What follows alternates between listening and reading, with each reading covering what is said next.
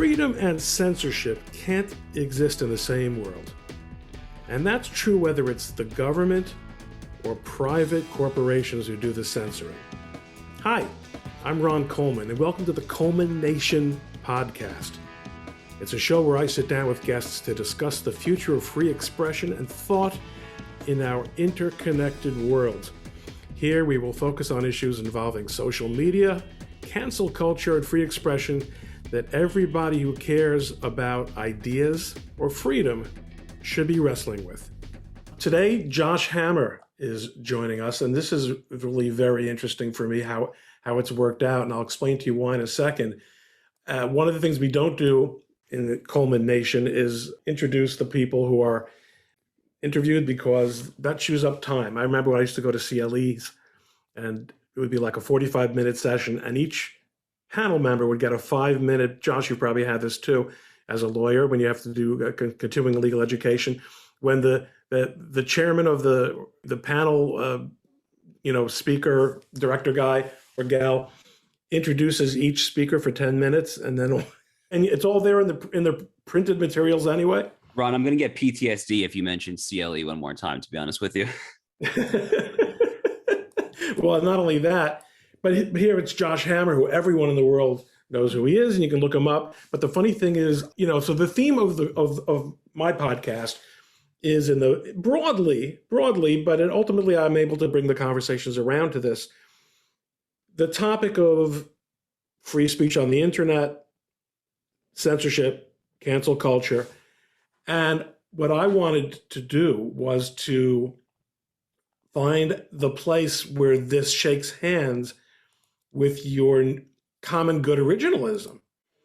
But then doing that modicum of preparation that I'm famous for, I find out that you're actually counsel and policy advisor for the Internet Accountability Project, of which I am something also, but something much less. I'm on some kind of, mail group or something. But this is obviously something that you and our good friend Will Chamberlain, and of course Mike Davis, have been discussing quite a bit. It's an incredibly important issue. I mean, if we don't figure out how to properly regulate, and that's where we're at, and I'm sure we're going to get into the details of this, obviously, but if we don't get to the point where we can properly regulate what is the 21st century equivalent of the old public square, then there is no hope for the future of this country. There's frankly no hope for the future of civilization. We need to have places where we can all kind of congregate together and converse with one another, where we can have our ideas be heard. Just the increasing rapidity, the incredibly breakneck pace at which the big tech oligarchs have kind of escalated their censorship regimes over the past couple of years, it really kind of necessitates that we take imperative action. And with our friends at IAP, with Mike and Will, specifically what happened for me was, this is already an issue I was thinking about. It was really an issue I started thinking about in earnest, to be honest with you, after Senator Josh Hawley in his first year in the Senate in 2019, I kind of immediately started talking about Section 230 and then antitrust and all of that. But really kind of the impetus for me, I was already thinking about it, but last October, what Facebook and Twitter did to the New York Post over the Hunter Biden files with respect to the laptop. Sure. That right. Was, to me, I called that I called that big tech's Pearl Harbor attack. That was war. And I after that I texted Mike Davis, and I said, this is insanity. I want to get involved with IAP. So here we are. Here you are, and there's so much that we could talk about, but I actually did find in your seminal public discourse article a reference to this issue, because you mentioned a second ago, regulate what has become the public square. What you really mean, in fact, is to deregulate it, because what libertarians have failed to acknowledge, and the stubbornness on this has been, the intellectual dishonesty has been mind-boggling, is that a constriction of freedom and a regime of regulation can exist even if it isn't the state as we think of as we thought of the state through the 20th century, that's doing the regulating. We live in a system now that is highly regulated. It's just regulated by unaccountable, undemocratic, and very, very interested and politically involved institutions. Yeah, no, look, I mean, there is just this huge divide, honestly. And it's a divide that you and I see kind of on right of center Twitter all the day, right? Between kind of, I guess we call them the more obstinate, kind of ideological, the more rigid and doctrinaire kind of free marketeers who I think it's getting increasingly ridiculous to kind of give out the proverbial build your own Google talking point, but sure as night follows day, there still are some people who are continuing to spout that. I mean, honestly, how you can still say that after what happened to Parler in January is I just cannot for the life of me even like pretend to fathom that at this point. I mean, after what Amazon, Apple, Google, after that tag team kind of ganging up on Parler. But yeah, no, look, I mean, you're totally right here. The big kind of conceptual issue, and Rachel Bovard, who I'm sure is a friend of both of ours. She's fabulous. She's written on this issue prolifically. There is kind of a strand of right of center thought that basically kind of takes that famous sentence of President Ronald Reagan's, right, where he says, what are the most dangerous words in the government, most dangerous words in the English language? I'm here from the government and I'm here to help, or, paraphrasing whatever he exactly said. And there are some people that take that and they basically say, well, okay, the government is kind of the end all be all of all problems. Therefore, the conclusion in these people's minds is that private sector action cannot possibly be problematic, or in case it is at least a little problematic, the answer is obviously more private sector action. The answer is build your own Google. But there was kind of a more traditional strand of conservative thought, and Rachel kind of spelled this out in a blog post last summer for Orrin Cass's American Compass site, where she actually cites Russell Kirk, in kind of his seminal book from the 1950s. And Kirk spoke quite clearly that from his perspective, the threat was the accumulation of power qua power. What lawyers would say, the accumulation of power for the sake of exercising power. He did not particularly differentiate, or he was at least not super strict about differentiating between public and private power. They can both be deeply problematic if they're consolidated to the extent that they pose a threat to our liberties, to our way of life, and so forth. So there really, I think over the past few years, in particular, as President Trump has kind of come in, and there seems, at least from my perspective, to be a bit of a substantive kind of philosophical realignment of the right of center more generally. So you have that kind of in the backdrop, but obviously kind of the more immediately pressing factor is what we were talking about, how the big tech companies are just rapidly escalating their war against a free public square. And you do have people that I think increasingly are kind of waking up to the fact that the private sector can be, frankly, just as big a threat in the 21st century, if not greater sometimes, than the public sector. And I remember kind of Tucker Carlson giving a monologue about this, right? It was like 2 years ago in 2019. Tucker, a lot of people gave him flack for it at the time, but he said that the biggest problems right now, the biggest problems are from the private sector, are from the big tech oligarchs, monopolists, perhaps in other sectors as well. So that's an ongoing debate. But there are some kind of institutional kind of libertarian entrenched interests that will probably never be won over on this. But I think we're actually winning kind of the median American on this issue, to be honest with you. I'm optimistic about that. I think you're probably right. But we do have in the academy, and also in I think in the judiciary, and also in the legal profession among private practitioners, a real lack of understanding on this. And I think to some extent it might have to do with, and some people like me who came of age in higher education in the 80s, when I was an economics major. I graduated in 85, and then I was in Chicago, not at Chicago, for law school across town at Northwestern. And law and economics was pretty much ascendant at the time. And what law and economics had taught us was that there had been so much over eagerness to regulate economic activity under the antitrust laws that everything about efficiency had been forgotten, and there have to be these additional tests that take modern economic thinking into account.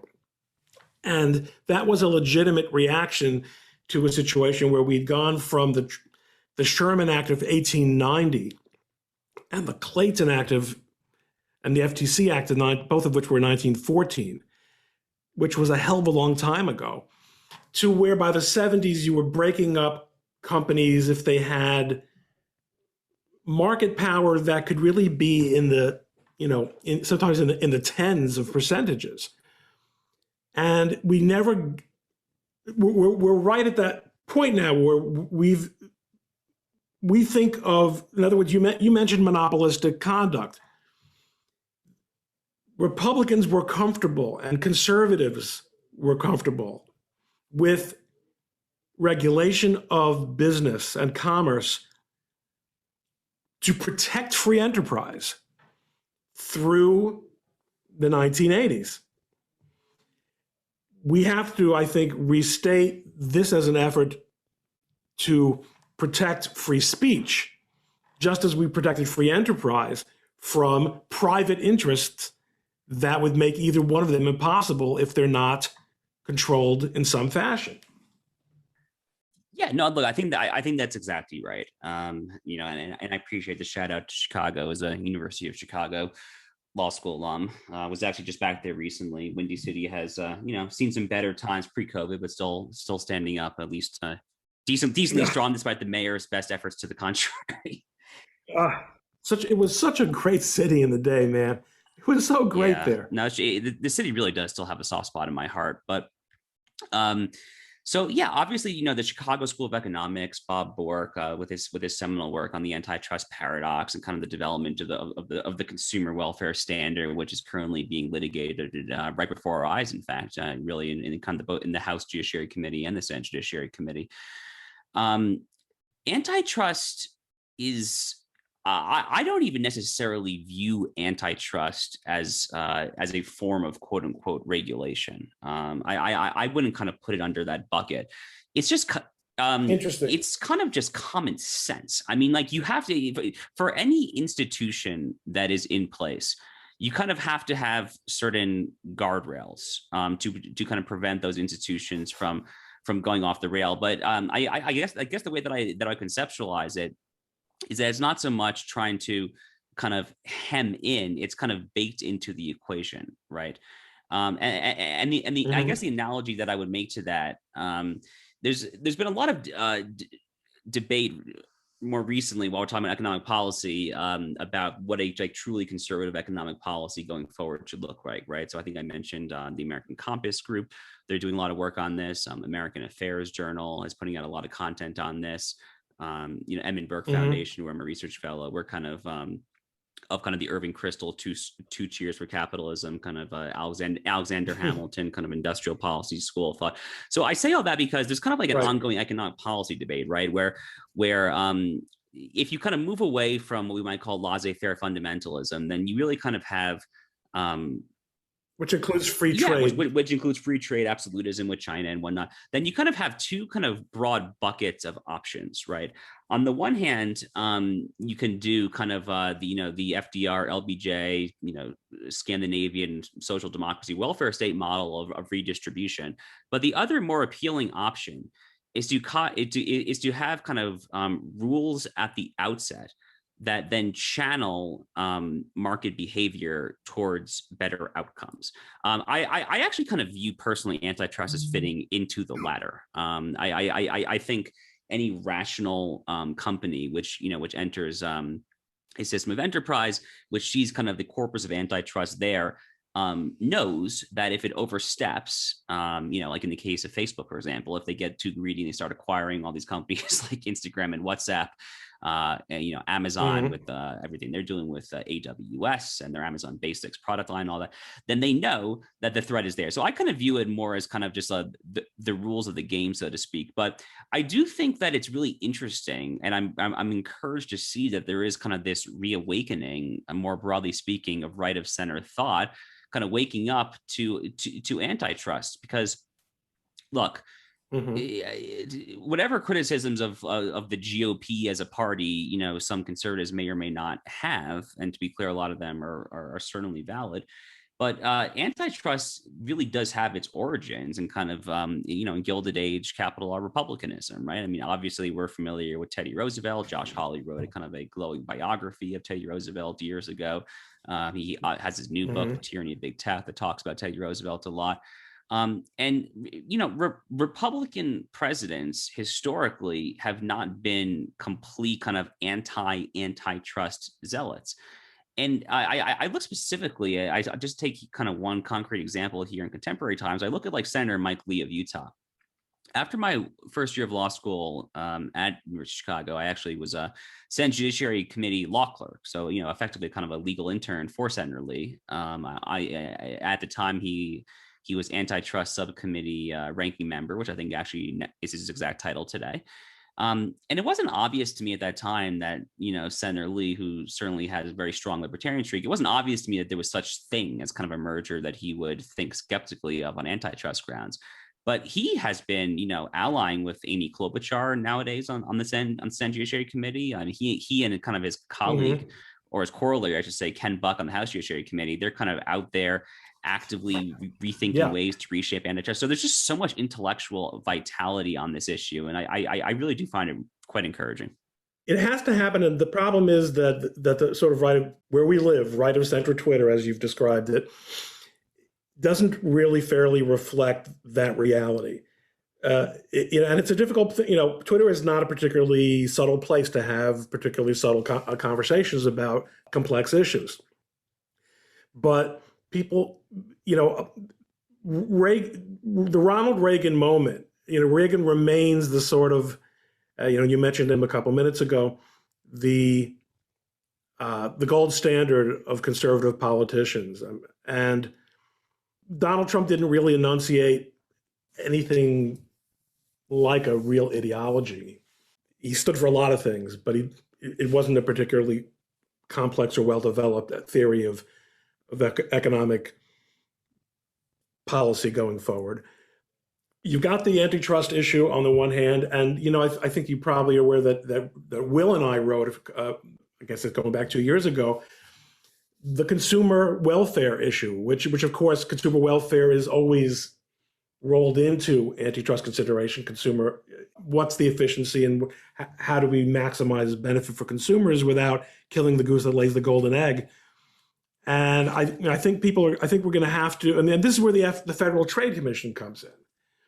So there's unquestionably going to be a swinging of the pendulum. So I referred to the progressive era, and as you point out, it was absolutely something that Republicans like Teddy Roosevelt were very comfortable with.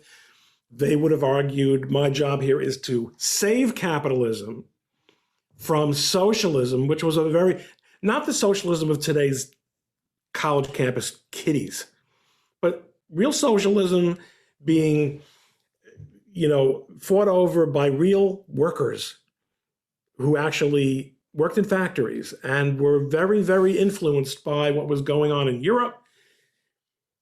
The idea was, let's save capitalism or free enterprise, which is really a better word for it, from itself. So you have these rules of the road. On the one hand, there's the top down, which is what will we prevent companies from doing with each other. And then on the other hand, there's just looking at what happens to consumers and whether they are being victimized by deceptive practices. And what Will and I wrote about was that Section 230 would actually seem to shake hands with that, because it requires, forget about the platform publisher piece. That's all about third-party liability. It's not what we're worried about here. What we're worried about here is when censorship takes place, when private censorship takes place on a social media platform, what is it that inoculates that company other than nostrums about free enterprise? Every company in the world, every company in America is regulated heavily. Every industry is regulated heavily compared to 100 years ago, compared to 50 years ago. What is it that says we can't regulate the conduct of Facebook and Twitter? Section 230, but not the part of Section 230 everyone thinks it is, but rather the part that says that they can, that an operator of an internet service provider is permitted to restrict or cut off access to its services to any user, essentially to manage those kinds of rules of the road, using that term again that you did in the antitrust context, on one condition, that it does so in good faith. We're so past good faith at this point. So to some extent, one of the things that I'm a little bit annoyed about, I'd like to hear your view on this, is there's a lot of talk about new law and changing Section 230 and state-based statutes. I believe very strongly, and I've written a rather detailed version of the article that Will and I did on this topic in Human Events, that existing Federal Trade Commission authority, as well as the mini FTC acts of the various states, authorizes law enforcement and private rights of action against the platforms for what are essentially just deceptive practices. Yeah, I think that's exactly right. And we're seeing that we're seeing kind of Ron DeSantis pick up that mantle, right? He's kind of I guess he's kind of the tip of the spear of this exact thing. It's funny, for a while I was of counsel at First Liberty Institute, which does fantastic religious liberty litigation for all faiths. And one of the lawyers there, won't say a precise name, but I remember he called me and was like, "You have a second?" And he just had to get something off his chest, and it had nothing to do with religious liberty. And this was a while ago. I mean, this was well over a year ago at this point. And he basically said to me, he said, "Why are we not addressing the tech issue as just old school consumer fraud?" And like I paused. I was like, "Wow, that is so logical and so common sense." So, great minds think alike, as they say, right? So I think that's exactly the right way to go about this at the state level. We saw, I think Clarence Thomas kind of dropped a footnote at the end of that kind of epic concurrence last month. If I recall, he had a footnote about the intersection of Section 230 and consumer fraud. I might be misremembering, but I think that's what the footnote was about there. So I absolutely do think that is kind of the future of big tech. I kind of sometimes am reluctant to even use the term regulation, but kind of reining it in. It's kind of like the tip of the state level spear of reining in big tech are these consumer protection statutes, really just kind of using the common law tradition, which kind of brings me to kind of a slightly broader point. And it's a point that on a separate podcast, for which I actually recorded an episode earlier today, that's the Edmund Foundation's NatCon Squad podcast. Rachel Bovar and I make this point in that podcast all the time. And the point here is that the tools for the present moment from a conservative perspective are there. They are in the conservative tradition. And I think this fraud, this consumer protection kind of statute, this paradigm is a pristine, brilliant example of it. The tools for the moment are there. What we have to do, I think, is take a kind of more historically informed, less kind of narrowly blinkered view of what are the appropriate means to achieve necessary ends. And to be clear, I am not necessarily saying that all means are on the table to achieve an end. That's kind of Saul Alinsky 101. That's not my stance. But I think if you take kind of a longer view of the conservative tradition, going back to kind of like the original thinkers, of course, of this tradition, people like Edmund Burke, then you do see that there was a slightly greater willingness to free yourself from dogmatic ideology and to consider more tools to achieve kind of justice, human flourishing, and the common good, which, as far as I see it, are kind of the traditional goals of the conservative. And here, justice, human flourishing, and the common good cannot possibly be achieved with the big tech companies in their current state. There's just no way whatsoever here, right? So at the state level, with that kind of slightly more abstruse rant over, I mean, at the state level, yes, these consumer fraud, consumer protection, I think that is absolutely the way to go. At the federal level, honestly, like I mentioned earlier, the coordinated assault against the New York Post. To this day, Ron, I still like. I feel like I was dreaming when that was happening. The New York Post, the oldest continually operating newspaper in the country, founded by Alexander Hamilton, fourth largest circulation of any paper, was locked out of its own Twitter account for 2 weeks. I think it was technically 15 or 16 days for reporting that to this day has not been discredited at all. So I remember at that time, the very first blog post about it that I wrote basically said that I think where this ship is headed as far as kind of reigning in big tech is ultimately going to be kind of common carrier regulation. And I was really pleased to see Justice Thomas kind of lay that out there last month, because I do continue to think at a federal level, that's the most likely place. But, antitrust is extremely important. And I'm very grateful for those, like Senator Hawley, a literal scholar of President Teddy Roosevelt, for instance, who's kind of trying to make antitrust great again, so to speak, in the eyes of a right of center that, that properly construed should appreciate antitrust. You mentioned in the public discourse article where you introduce your concept of the common good, that I'll quote it now, that a coalition has to be developed, and that coalition has to be cognizant of the left's ever ascendant hegemony over and near monopoly on institutions of meaningful cultural and economic clout. That means, to a large extent, what we're talking about, which is the ability to communicate ideas that have political significance and cultural significance. But then there are the institutions of culture themselves. And obviously, we're not, I promise not to keep you much more than half an hour, so this would take us days to talk about. But the issue of change of the culture itself, I think this is one of the most troubling areas and here we can just ask the libertarians to just quietly leave the room.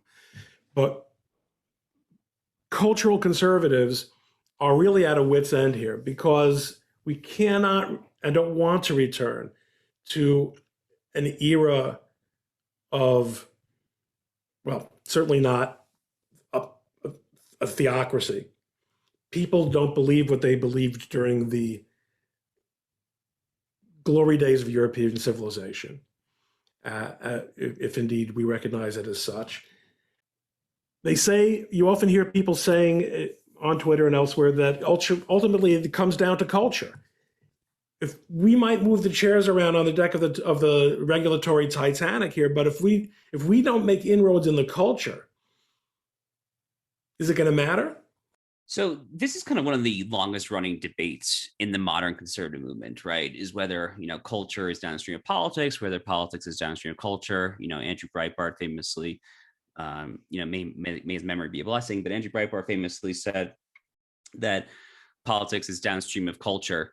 To me, I think that's half right. I do think it's a two-way arrow. I certainly do think that politics can affect culture. In fact, I think actually kind of the same-sex marriage issue was actually a good example of that. To me, that really did seem to be kind of a symbiotic two-way arrow. In fact, I can't remember if it was Massachusetts or Hawaii. I think it was Massachusetts was the first state to come declare a state constitutional right to same-sex marriage. And at the time that happened, it was a bit of a fringe issue. But the polling really after that, I think if you go back and look at kind of the detailed year-over-year polling, really did start to kind of pick up and accentuate it or accelerate a little bit, I should say. And more generally, there's kind of a newer strand of thought here.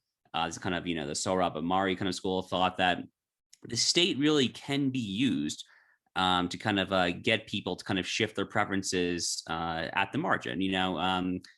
There's who was the legal scholar who said this? It was Cass Sunstein, who's no one's idea of a conservative, to be clear. But Cass Sunstein actually, I think he coined the phrase libertarian paternalism, which is kind of this notion that you can kind of deregulate after the government and any in any type of regulatory regime puts its thumb on the scale to kind of at the outset, and then from there you can kind of deregulate. And that's kind of sort of the culture is downstream of politics school of thought. So in any event, I do think that kind of taking Andrew Breitbart's maxim to its logical conclusion has actually done a lot of harm on the American right over the past 10, 15, 20 years. That's not to say that we can sacrifice culture. That is very much not my standpoint. I do think we need to kind of fight, especially at kind of the local level, whether it's for a school board to kind of get rid of this wokeness, this critical race theory nonsense. But my basic pitch for how culture can be downstream of politics is that I basically look at the chessboard. I look at the map across America right now. And, you quote my public discourse article. I can't think of a single institution of major cultural clout in America where conservatives or even just the broader right of center defined broadly, more generally, has anything remotely resembling power. Instead, the only institutions where we have any kind of power right now are political institutions. It's still a 50-50 United States Senate. Republicans will probably take back the House next year. The GOP is still stronger than the Democratic Party at the state level, primarily. So that really, I think, and here's the beauty of the political electoral process in America more generally. The beauty of it is that cancel culture, by definition, cannot work there. They cannot keep conservatives from running for office unless they want to end this experiment in self-government, unless they want to end this experiment in lowercase r republicanism to begin with. If they want to do that, then we're having an entirely different conversation. Well, they don't seem to be too shy about that. Again, beyond today's scope. For sure, but I all I'm trying to say is, as long as we are going to continue to have elections, the right of center will be able to compete in that discussion in a way that the cancel culture, the big tech oligarchs, woke capital, in a way that it seems they are increasingly trying to deprive us in any number of quote unquote private sector institutions. So I do think that we should be really, I think we have to kind of invoking ourselves, so to speak, to the notion of possibly using the levers of state power to try to affect culture. But we obviously cannot abandon culture. It's just very much a two-way arrow, I think. Well, I thank you for the cultural enrichment that you have provided to listeners of the ColemanNation podcast today. And you're all over the place, Josh, and I'm glad to have gotten a piece of you on the way to wherever it is you're going. You're doing great stuff, and I hope to hear more about it, and I'll be looking out for you. And I'm very grateful for your joining us on the podcast today, and keep up the great work. Thanks so much for having me, Ron. It was a real pleasure. So long. Thanks a lot. Hey, thank you for listening to the ColemanNation podcast. Don't forget to subscribe on Apple Podcasts or your favorite podcast app. If you like the show, please rate it 5 stars and leave a review. For more information, please visit the show's website at coleman-nation.com. That's coleman-nation.com. Or you can visit my blog at likelihoodofconfusion.com. Join us next time on the ColemanNation podcast and have a great day.